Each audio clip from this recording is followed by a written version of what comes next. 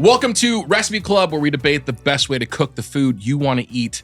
My name is Chris Yang, and today in the clubhouse, I'm cuddling close to these three very warm bodies. First, artist and the designer of this very studio we are sitting in today, Lauren Feidner. Next, one of America's great chefs, and our write-in candidate for the next senator of Arizona, Chris Bianco. And finally, my Recipe Club co-founder and a nice man who makes a mean stew, David Chang. Guys, it is a crappy day. It's pretty cold for California. The rain is just spitting in that way that's annoying, but not giving you the lovely pitter-patter of drops hitting the pavement. It is wet and gray and poopy, which makes it a perfect day for today's theme, Snow Day. We are going to be debating the best way to cook the cockle-warming, rib-sticking fare that will fight off the chill and put you down for a long winter's nap. Each of our club members has cooked a publicly available Snow Day-themed recipe. They're going to be advocating for what they think is the best way to tackle Snow Day. We'll get to that in a minute, but first, let's set the table. I am a lifelong Californian, so I've never been that cold. So I'm going to look to my East Coast boys here. It's winter, Dave. You're a young lad coming in from the cold. Paint me a picture of the kind of comfort that you can find at the bottom of a bowl of stew or soup or casseroles or whatever the case may be.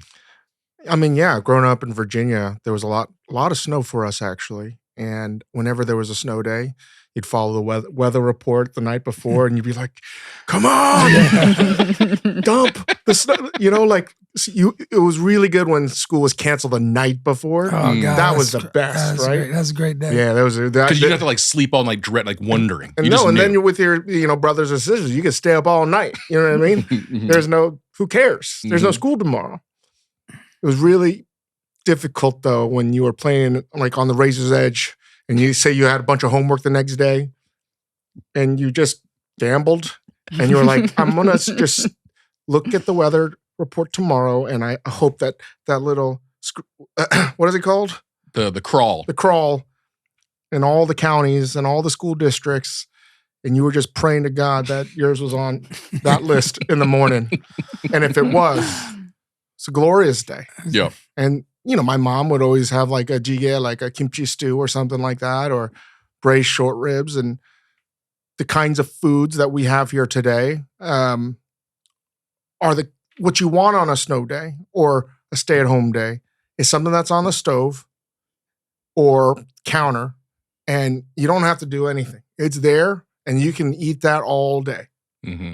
Mm-hmm. You can eat that all day. And usually you can change it up with like rice or bread or pasta, whatever, but it's the food you want to just eat. There's no more cooking. That's the only food of the day. And you pray to God that there's enough snow that you don't have to school the next day. Yeah, I feel like food nerds, food media talk all the time about these various powers of food, the things that food can do for us. But I think that there's no more, and a bunch of it is BS, but what food can do for you on a cold and miserable, snowy, rainy day is unquestionable. Bianco, what was it? What was it for you? What was it for me? Well, grew up in New York. Snow had two flavors, which was kind of white and pristine, wet as well, but white and pristine and covered all the and funk and like drudgery of February, maybe, or whatever month we're in right now. And then, and everything just seemed like a new canvas that day. And like you said, if you were lucky enough with school got canceled, it was pretty magical. And New York snow is a weird thing. It is. Because it's only good for like an hour. It's like beautiful when new, and then you drive off one. It's like, then it is literally the most horrible thing you can look at. It's like, what are the like when what's the flowers that die like the same day? It's kind of like that. Yeah. It's kind of like there was one day, there's one good moment. That's why you got to kind of nail it and get the log on the fire. I mean, I'd recommend a fireplace, but all kinds of shades of black and brown on the snow. Yeah, that's right. Really? All the more, it's still cold. All It's the more reason cold. to escape. Lauren, have you ever been cold before? I mean, yeah. Even though I'm from LA, I grew up pretty bi-coastal, and most of my career's been bi-coastal. So I've had my share of snow days. But being a California girl, a day like this, I would typically clear my schedule. So I mustered through to show up at a 50-degree day for you guys.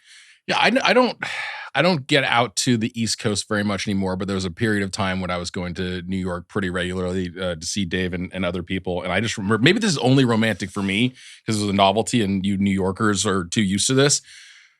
But there was something amazing to me of like when it's snowing and it's cold in New York and the what are the little portable vestibules you guys have to put up outside of the doors of every restaurant, like to sort of shelter you from great. snow and rain.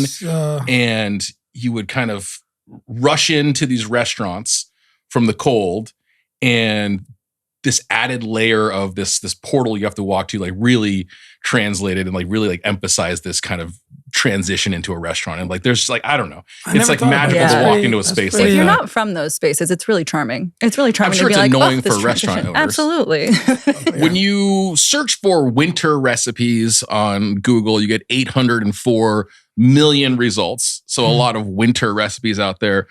Dave, you started to talk about it a little bit, but for the three of you, what are the parameters for a good snow day recipe? Dave, you said it's on the stove. It's the only thing you're eating all day, and you can accessorize it as things go on.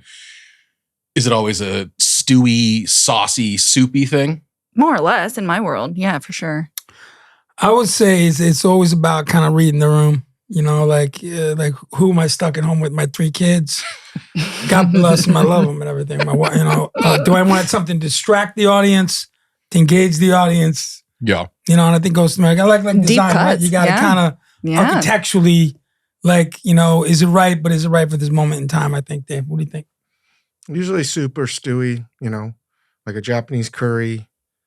I can tell you right now, it's kimchi stew, kalbi braised short ribs, cream braised short ribs, Japanese curry, and that was pretty much it.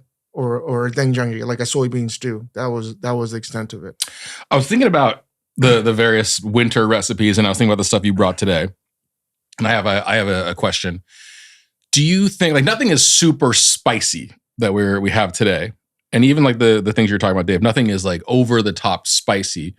Is spiciness actually more of a thing that you crave in the summertime? And like when it's wintertime, you want it warm and hot, but not necessarily like man, you up spicy. When you're an indoorsman, seasons don't really matter. That's right. It's always. So we have set the table. We've already started arguing about the parameters of this. I'm going to say we'll base our final judgments on what you guys have actually brought to the table. And we're going to get into right away here our recipe reports. Today, each of our 3 Recipe Club members has chosen a publicly available recipe to take for a spin. This week's recipes come from Cook Like Czechs, the Bianco cookbook, and the Pioneer Woman, sort of. Lauren, Chris, and Dave brought the results of their investigations here to the studio. They're sitting right in front of each of them. Everybody's tasted everything. Everybody's inspected, taken some notes down, and we're going to get into each of these recipes now. I'm going to throw this first to our Recipe Club veteran, Dave Chang. Dave, you selected the baked spaghetti recipe from the Pioneer Woman, Ree Drummond, who says of this recipe. I mean, come on. Yeah, dude. That's the best. That's good. Pioneering Chang. He's the Pioneer Chang. This is from the recipe head note. I've said it before and I'll say it again. I love pasta. This baked spaghetti is one of the easiest yet tastiest creations I've made yet. It's sure to please any picky eaters in your life. It's like a mashup of lasagna and spaghetti with meat sauce. Dave, what did you do? Well, I chose Ree Drummond's recipe again because it was second to the last of all the recipes that were given to me, number 1. Number 2, I'm also going to continue with my efforts to not read the recipe, but to reverse engineer by looking at the ingredients, okay? Clearly, baked spaghetti tells you a lot, right? Mm-hmm. That was pretty much it. I didn't know what else I was going to do. So for those listening, the original recipe for this, for a baked spaghetti, is like any baked spaghetti recipe. Ree Drummond has you cook some spaghetti, drain it in the same pot. You're just going to throw in some ground beef and dehydrated garlic and onion, Onion powder, a jar of tomato sauce, mix it all together, Top with some cheese and bacon. Yeah, basically you make spaghetti with like store-bought marinara sauce, mix it together, and you bake it. Yes. That's basically the recipe. Mm-hmm. That's what I expected it to be. Mm-hmm. And I wasn't going to do that, you know? I mean, no offense, Ree Drummond, and I'm the last person in the world that should give any kind of Italian cooking advice, but I am not taking it from her. Facts. No disrespect. Facts. If I need to learn how to like put barbed wire up on my fence, yeah, I'll listen to Ree Drummond. You know, if my horse's hoof needs like fixing with a horseshoe, yeah, I'll listen to Ree Drummond. You know, if she wants to teach me how to lasso a horse, yeah, right. Ree Drummond. Italian American cuisine. If I want to create a fully vertical media and commerce business, I'll talk to Ree Drummond. If I want to become a business magnet, empire builder, yeah. But when it comes to pasta, no. So, I knew I had to bring it because of Senator Bianco, one of the greatest chefs of all time, and I knew this ringer down here was going to bring it strong. I knew it. I had to. So I felt like I needed to make something special. And if you watch the video, I literally made it on the fly. I didn't know what I was going to do. I was actually surprised that, you know, there was ricotta, right? I didn't know why. That was weird. And it was ground beef. So I didn't know what to do, right? So I don't know why, but I just went to spaghetti assassina. So it's the spaghetti that you cook in a pan, dry, and you add your tomato sauce. As you know, actually a good way to do it is a Bianco's tomato juice. This was a discovery you made in the studio a few months ago. Well, you just were wondering if it would work, but yeah, spaghetti alla assassina is dry pan. You're putting your spaghetti in there and you're adding a little tomato at a time. Dave made it with the tomato juice. Yeah, well, that's it. Well, that's like normally they'll take like passata or watered down sauce or watered down passata and just kind of add it like a water stock. Mm-hmm. Passata is what? Passata is like the basically just juice, like thin, you know. Thin puree that's passed through. Yeah. So, but I actually, if you watch, I didn't know exactly what I was going to do because I didn't cook it the traditional way, which was in the pan. I started cooking the pasta in a pot of boiling water. And then I realized, maybe I should do it assassina style. So I stopped. And then I took 3 nonstick skillets and I divided the pasta into there. It actually was probably a good idea because I had smaller pans. And if you're going to do it the proper way, you need a much larger pan, right? So it was able to just be perfect amount in the pan that we have. Literally the pan behind you, Christopher. And I took some of that water and I added it to a can. I used 2 cans of, you wouldn't believe this, Bianco's crushed tomatoes. Wow. Bianco di Napoli. Shocking. The best, the very best. And I added some powdered onions and garlic. And I added oregano. That wasn't in the recipe. Some salt, pepper, set that aside. And I added some of the, I probably cooked the pasta for like a third way in. So it had some starchiness in it. So I added like probably 4 or 5 ladlefuls of that. And in the pan, though, I added some olive oil and then I just started to ladle in the water as it was cooking on medium to medium high heat. In another pan, I was cooking the ground beef and got that nice and golden brown. I seasoned that well. And then I added another can of tomatoes and oregano, added some basil, and that was going to be my meat sauce. I put the ricotta in a piping bag. And my goal was to get the pasta nice and crisp, right? And I was worried that I wasn't going to get it nice and crisp. So what is the dumpling style, the jiaozi, when they put the cornstarch? I can't remember the name of it, but yeah. So you put the cornstarch water in there, and if it's been to like they do it with gyoza too, but you have like the sort of lattice structure, like the crispy lattice all around it. So I didn't know if I could develop enough starch from the cooking. So, and because I didn't cook the pasta all the way through, so it didn't extract all that starch, I added cornstarch slurry into each of the pans and made sure that it got mixed in. And that sort of really tightened it up. And then while doing this, and then I flipped it. And then I kept on flipping them now because they were really nice and tight and compact till they were like, you take it towards black and brown. not brown and black, mostly carbonized. And I think that's the key to this flavor. There's something about burning that tomato flavor with olive oil that is not like any other flavor in the world you will meet. It's a strange thing. It's like the only time you want like burnt tomato. It doesn't make sense to me, but it works. So I did that, got them nice and crispy, and then I added it to this pan. I also made a Mornay sauce because I wanted to sort of seal all the gaps in the pasta, like spackle, so the tomato juice wouldn't seep through. So I added Parmesan and mozzarella to that, and then I slathered that on the base. Then I put the meat sauce on, some Parmesan, and then the second layer of pasta. And then I put another spackle of cheese sauce. And then I piped in 1 cup of, or like 16 ounces of ricotta. Then a little meat sauce. And then the final layer. And then I, baked it. And here we go. I mean, just with all this like talk of spackling, it does seem like you're bordering on a DIY project that Reed Drummond might have been an expert in. It was a lot of pots and pans. Yeah, but so I mean, that sounds like a ton of things. You didn't have to do all the pots and pans, but I was trying to cook it as fast as possible because I never want to make this recipe. I was going to ask you about that. We'll get into that in just a second, but just for anybody who's just listening and hasn't seen this picture, basically the spaghetti all'assassina yields 3 kind of discs of crispy spaghetti that has been cooked in this tomato sauce. And Dave has used that to make a 3-tiered lasagna, essentially. Instead of sheets of pasta, it is these discs of crisp spaghetti. And the reason I think you would want to do that, because you could probably theoretically just bake the whole thing as a casserole, but the center will just be gummy. Right? So you want to do it separately in the layers because that's the only way you're going to get that center crispy. Right. Or even not. But like ultimately, this doesn't stay crispy, which is actually fine. I mean, it is. There's texture, but it's not going to be, if you just ate it right out of the pan crispy, that's a whole different ballgame. Yeah. How was it when you tasted it straight out of the oven? I knew it was going to be better when it was cooled down.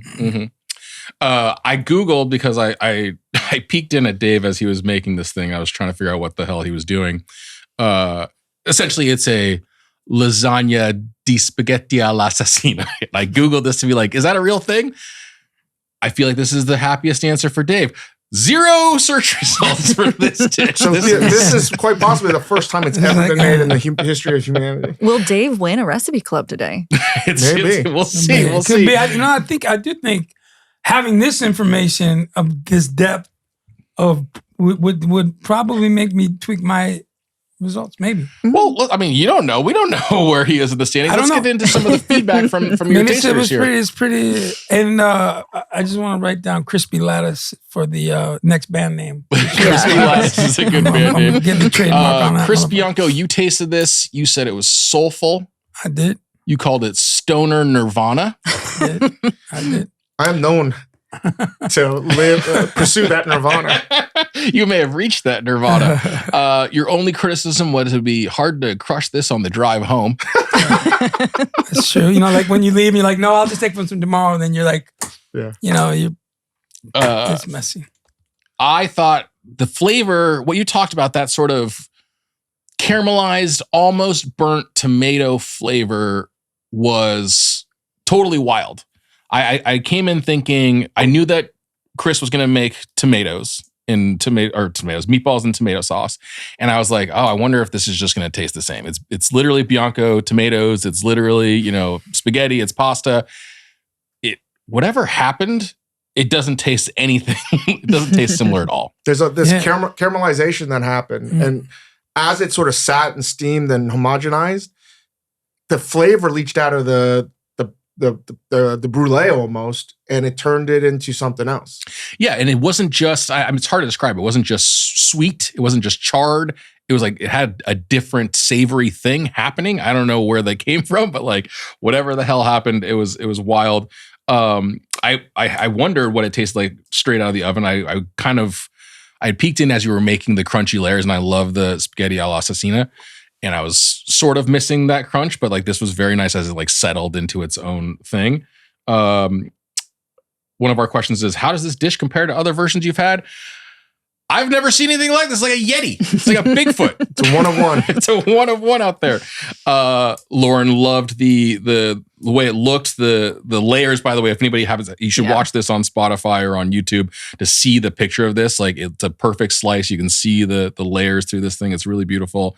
You were wondering, it seems like maybe you have some concerns about cheese and lactose generally. Well, there's a lot of cheese in it. It was good, but it's also like, how many cheeses are we working with? You missed the brightness of tomato a little bit. A little. Like putting Bianco's sauce on top of that would have just like sent me to the moon. Oh, some fresh tomato on top of that. But I get now hearing about the recipe and the exploration of it, like it totally makes sense. But I like it. And you're not typically a baked pasta girl. No. But you were into it. I am. Gotta admit, it was pretty good. And that's those are our notes. This was a pretty exciting one, Dave. You that was impressive. I'm honored. That was thorough. Came I'm out honored by swinging. Chris's soulful stoner Nirvana. That's my new band name. That's it. You can adopt the Pioneer Man title. I That's think right, you're having Pioneer made Man. a dish that no one's ever made Coming before. after you, Drummond. Urban pioneer. I'm gonna lasso you. Yeah. The urban city boy pioneer.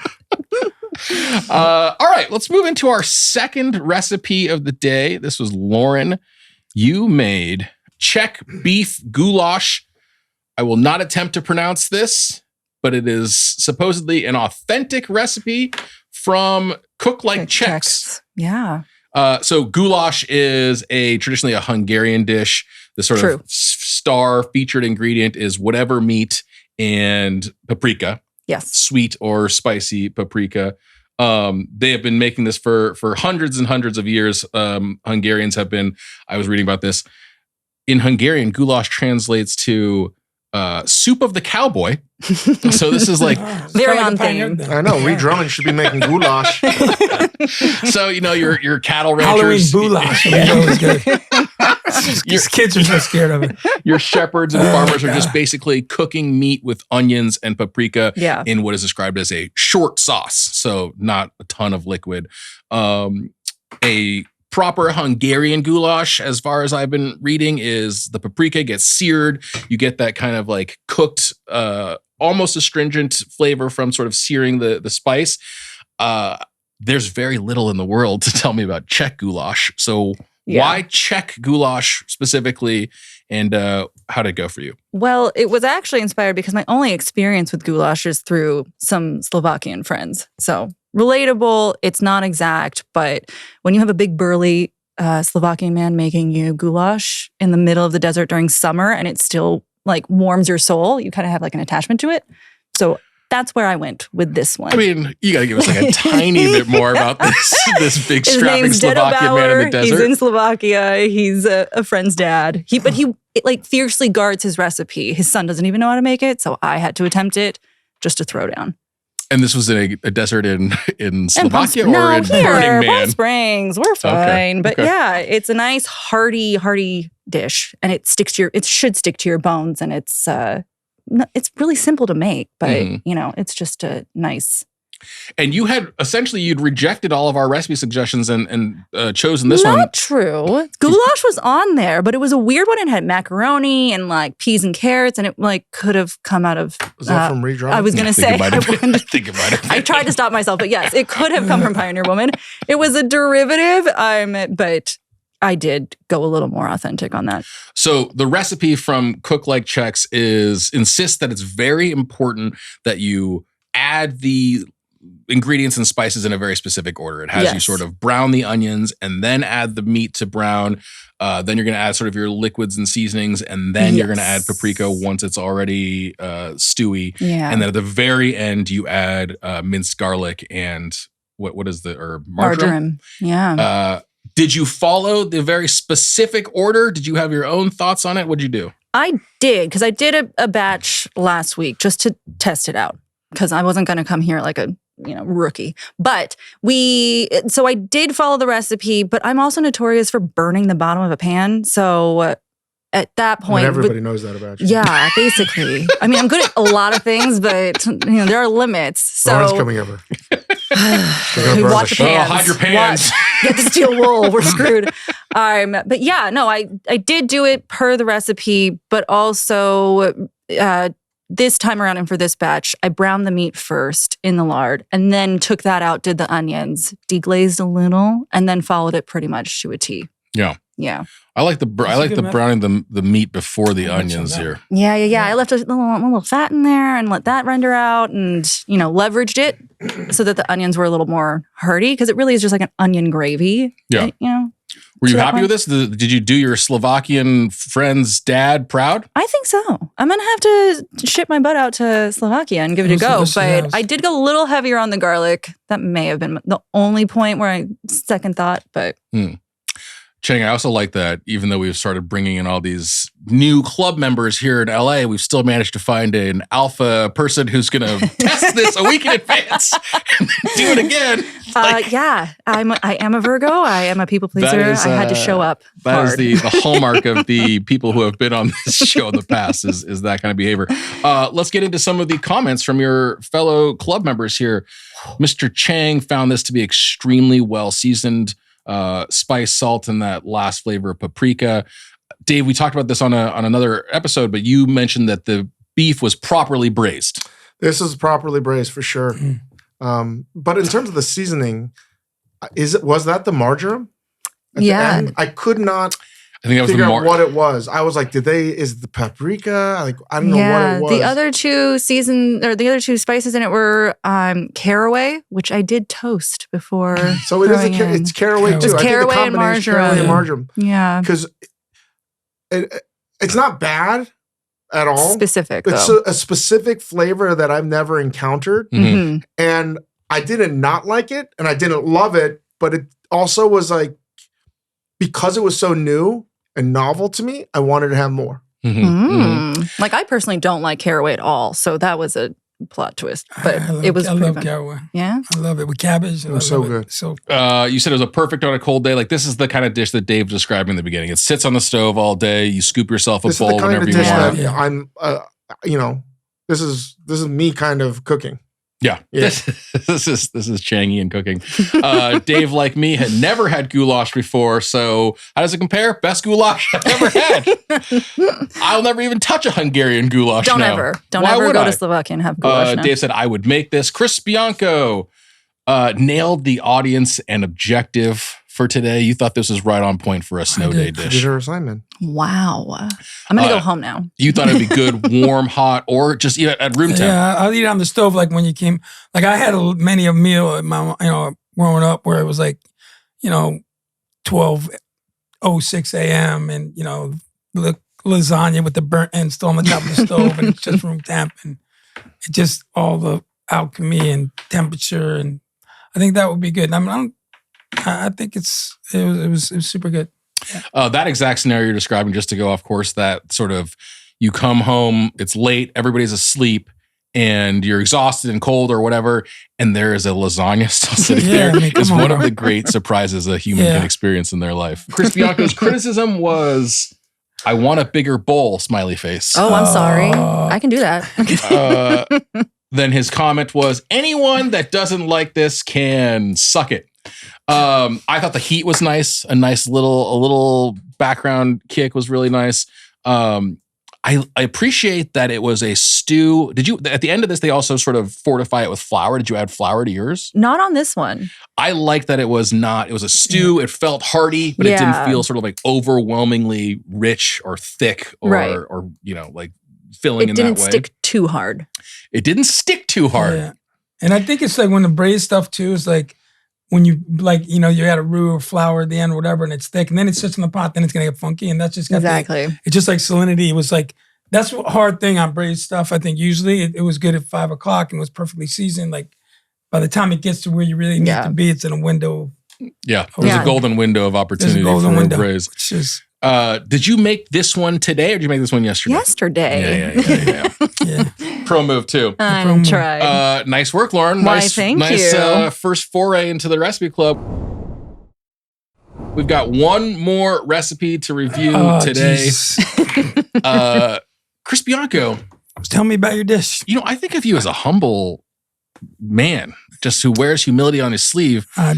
And then you arrived, you rejected all recipes, and were like, I'm making a recipe from my cookbook. Well, I didn't look at his rejection. I have a book. I mean, no problem, free plug on that one. But it was more like, there's two things. And Dave says this all the time. Like when we do events, like you don't want to bring your A game, but you want to bring something that, serve the purpose. I'm not saying this isn't an A game kind of thing. It's at least in the game, but you want to do something where you're not embarrassed, and if it was a contest, like you want to. You wanted a tried and true winner. Like you wanted just like, it's like tried and true. For me, like winning is just not, you never want to be, you come home with a full pot of whatever. That's the kind of winning for me.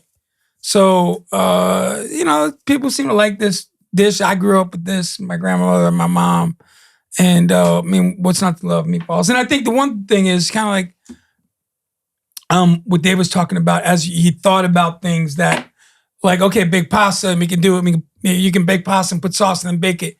But if you really want to get something, like, not reverse engineer, but like re-engineer in a way, like meatballs in our family, it's just, it's usually just ground beef, like 80-20.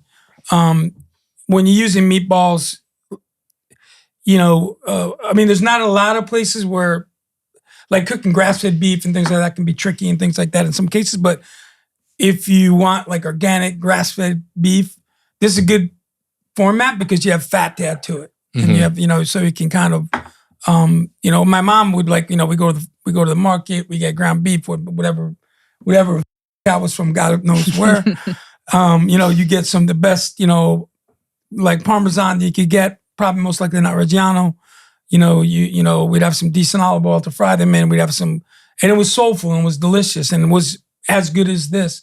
But, for me, I'm always just like, well, if we have the access to, like, not just tasting good, but being good. And so we can start with like, okay, let's fry the meatballs in really good extra virgin olive oil, even though it's not a frying oil. I like, why not? I should say, why not?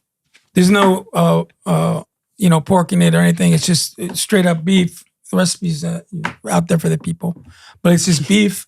We have extra bread we make, so boom, instead of breadcrumbs, which you could use, but just like day old bread, kind of, you can leave crusts on or crust off. I kind of like textures of crust sometimes, but, and then we soak it in whole milk, and you wring out the milk, and then it's just, whole parsley.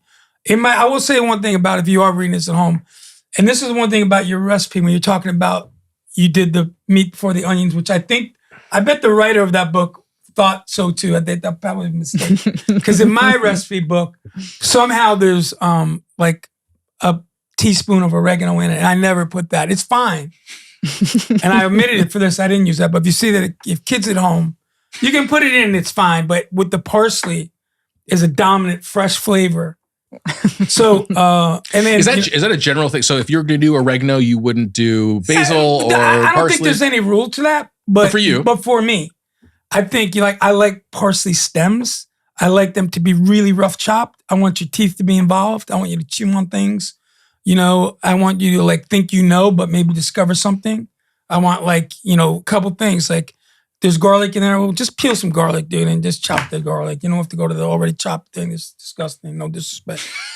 And definitely some disrespect to pre-chopped garlic. Definitely a lot. We can disrespect. But whatever. If that's your thing, maybe you out there you want a pre-chopped garlic company or something.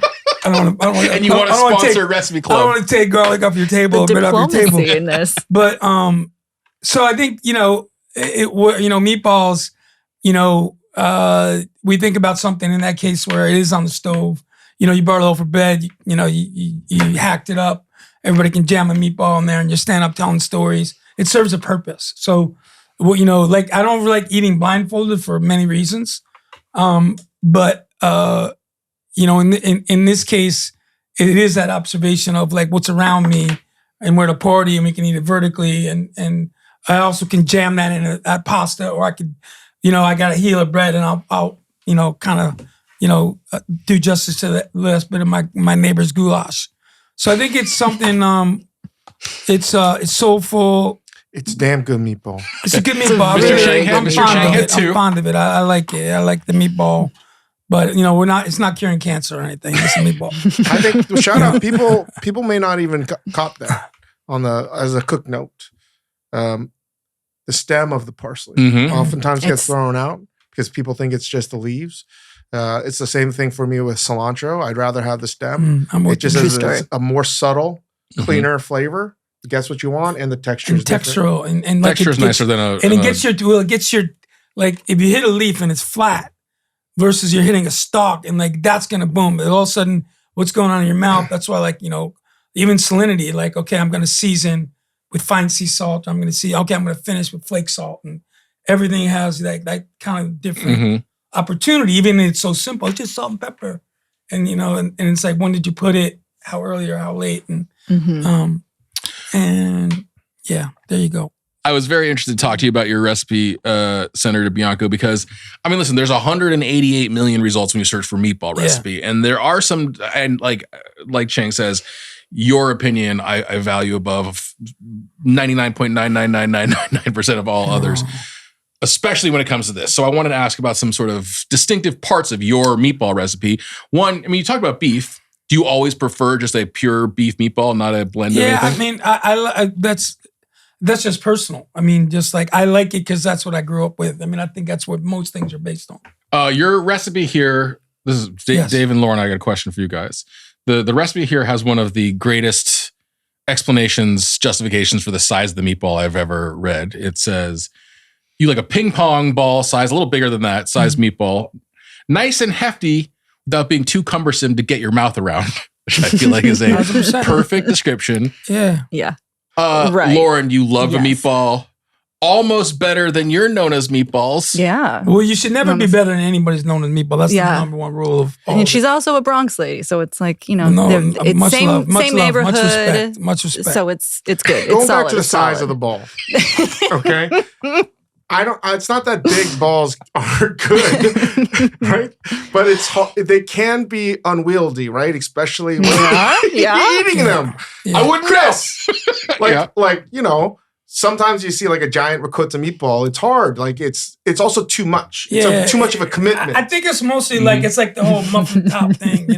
It's like if the favorite part of the meatball, which for me, like when my mom was frying meatballs, I'd burn my fingers, man, just get them right out of the oil, crispy. I want them slightly burnt, and I want to just rip the top up, and I'd leave the center for the riffraff. Yeah. Or maybe even fry that shit again. Yes. Like get it undercooked, rip the outside, it's not ready yet, and then throw the little one in the back of the pan and make a little bit. And your meatballs are nice and crispy. I mean, we fry them in it could do two ways in that too. You could kind of like the goulash, a sauce doesn't have to be a 3-hour Sunday gravy, kind of experience.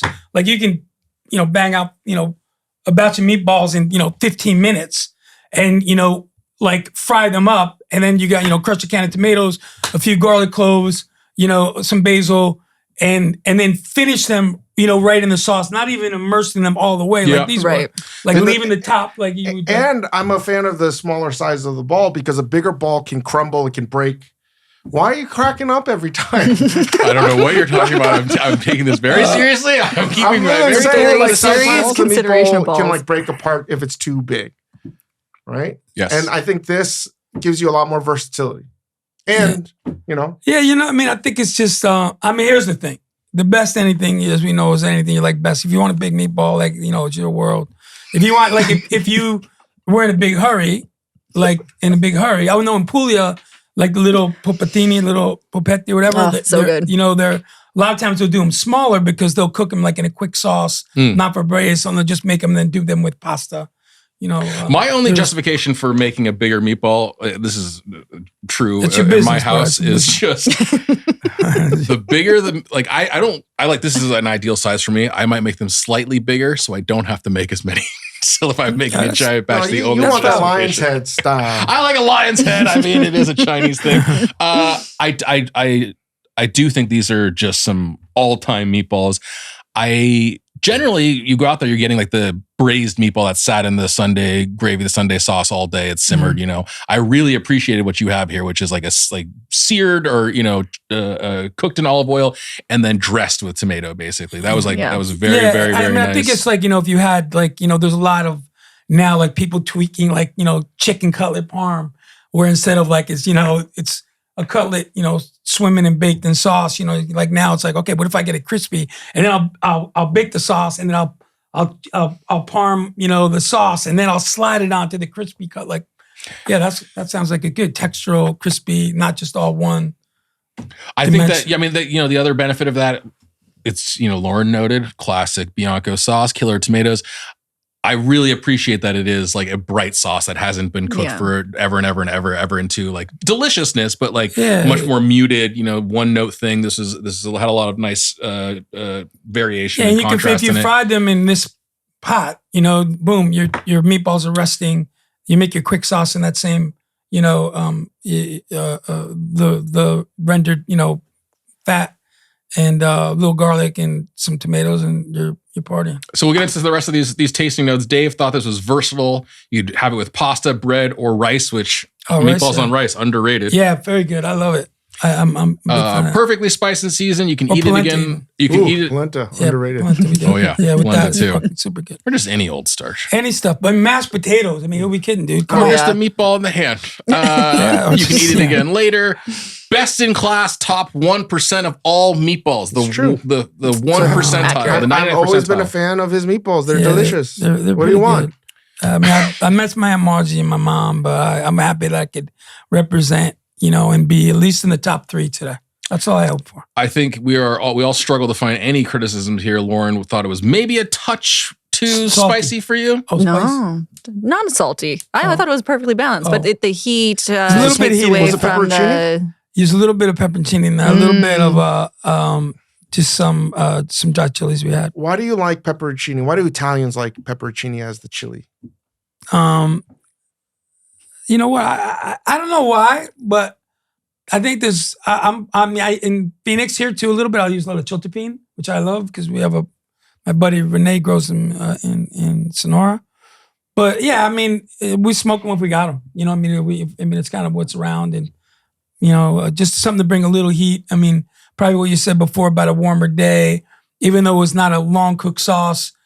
Like I want to maybe bring a little bit of like there's nothing spicy in the meatball, but maybe there's just a characteristic in the sauce. It'll be, compatible, but Mm-hmm. Okay, so we've heard from all 3 of our club members about the recipes they've made. I'm going to give them each one more chance to advocate for their recipe, even though you don't like it competitive, Chris. Oh man, no! I just want to be. It's like heaven. I just want to be invited to the party. Things get a little competitive here. So it's all good. I'm going to go back to Dave Chang, who made a baked spaghetti, but not the baked spaghetti that we thought we were going to get.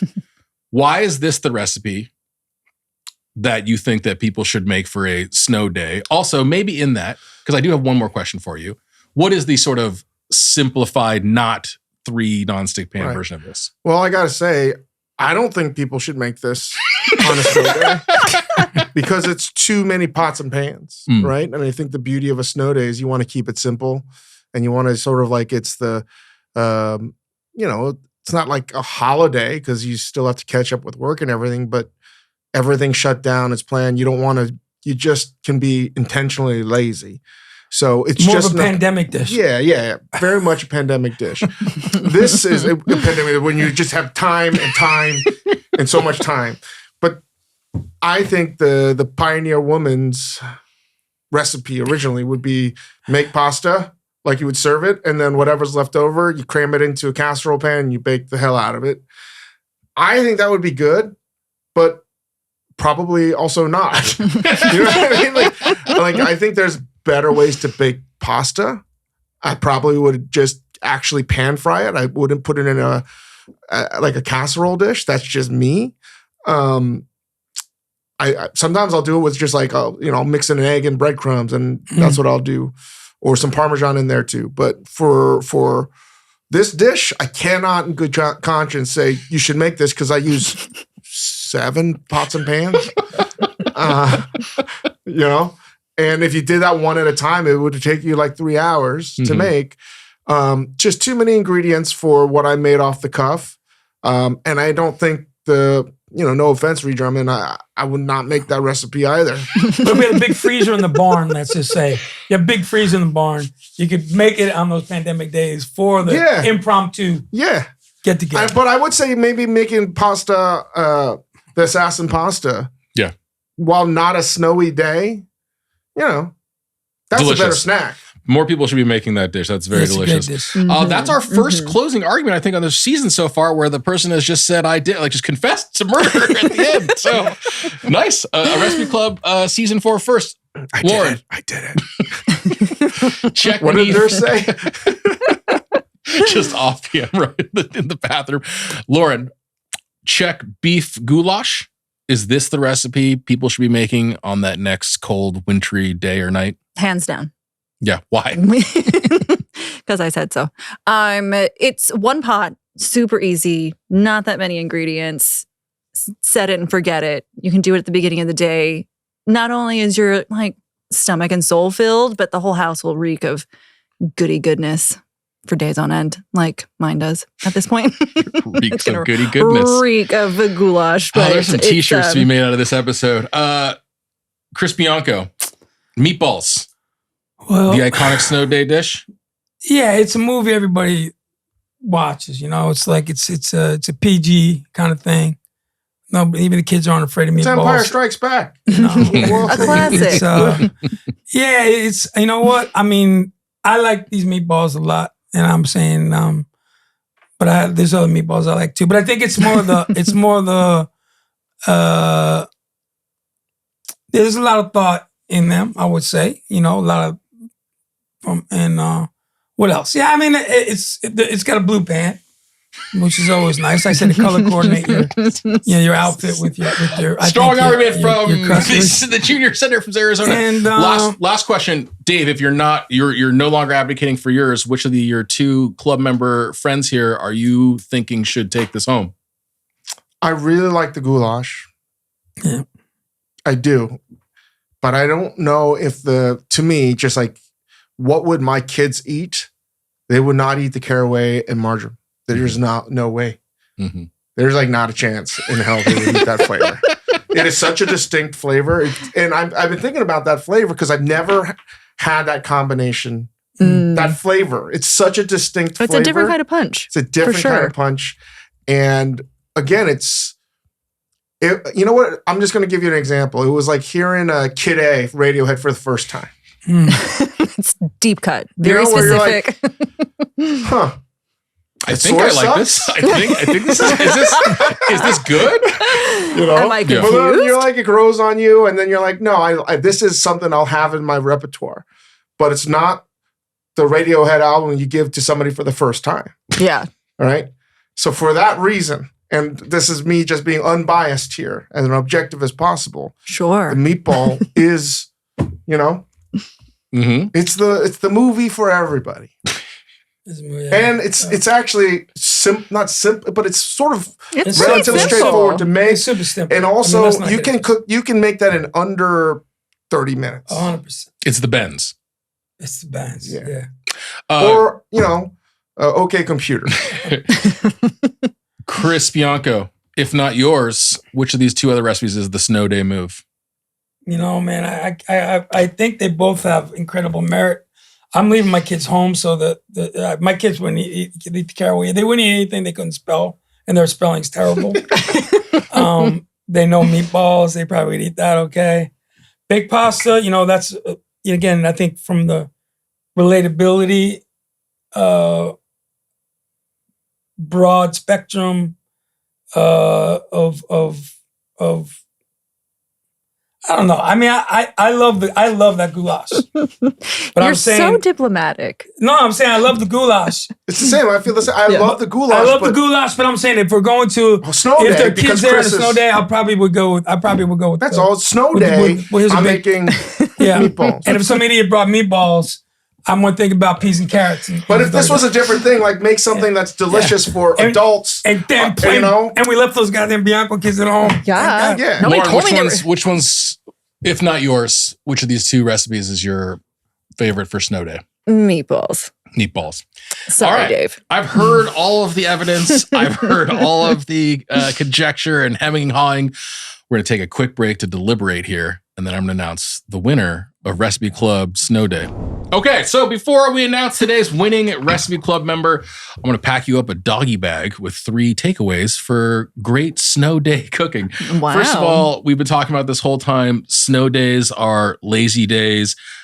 This is a time to keep it simple, to make something in one pot, let it sit on the stove all day. The less cookware, the less dishes, the better.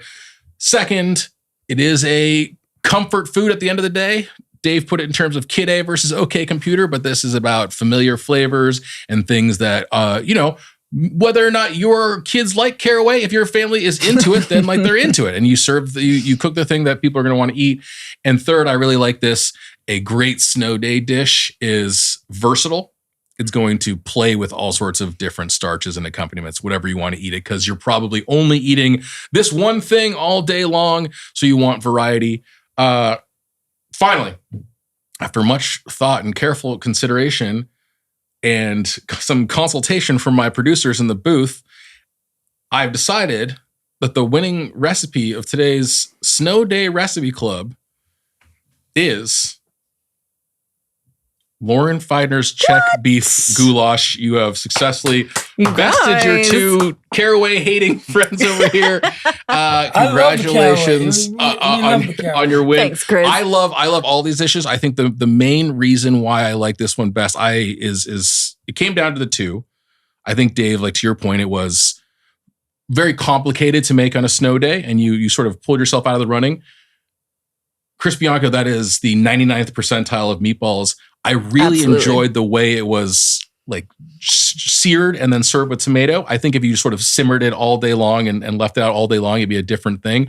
I think abiding by the original parameters we talked about, this thing that sits there all day on the stove, you scoop yourself some. It's the goulash for me. I think what's a wise choice. I think you can't argue with that, I would say. So congratulations, Lauren. Thank you very much. Now for your prize. Oh, gosh. While eating apparel is not yet a thing, we're hoping to make it one.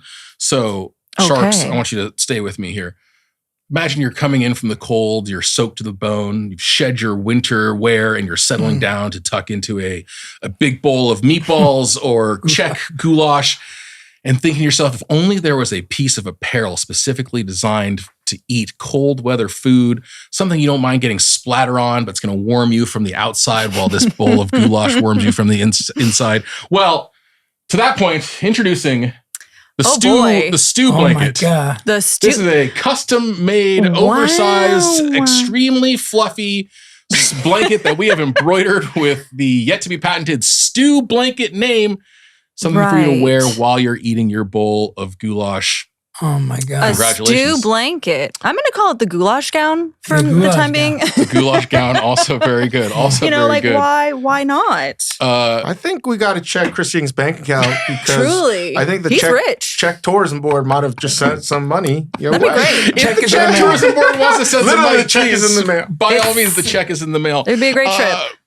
Chris and Dave, you're not going home empty-handed. Courtesy of our partners this season of Meyer cookware, you're each getting a piece of the IO collection, these non-stick pans that we use all the time. This would be good for the assassina. You know what? Exactly. My dish could not have been made without literally the pan that Dave cooked the spaghetti in this very day. and I haven't designed it. Holy sorry. What a time to be alive. I'm not just a member. I'm also the president. Thank you to Lauren Feidner, Chris Bianco, and Dave Chang for joining us on this episode. And thanks to all of you. It was great. For watching and listening.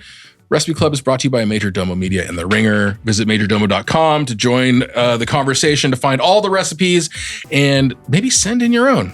We'll see you next time.